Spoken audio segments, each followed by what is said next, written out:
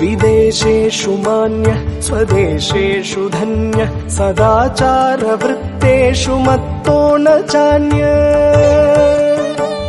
मनश्चेन्न लग्नं गुरोरङ्घ्रिपत्नी ततः किं ततः किं ततः किं ततः किम्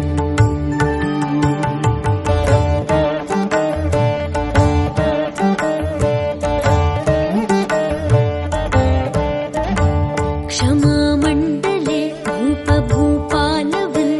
सदा सेवितं यस्य पादारविन्दम् मनश्चेन्न लग्नं गुरोरङ्घ्रिपत्नी ततः किं ततः किं ततः किं ततः किम्